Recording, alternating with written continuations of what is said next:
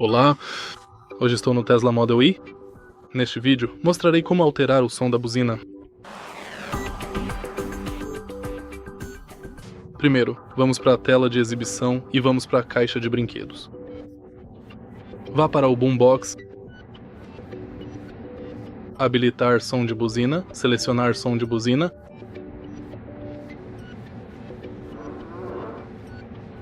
E agora vamos simplesmente apertar Horn.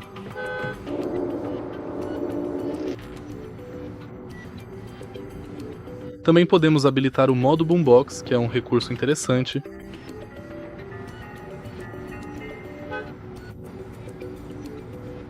E megafone.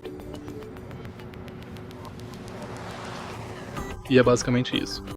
Se você achar este vídeo útil, deixe seu like, comentário e inscreva-se.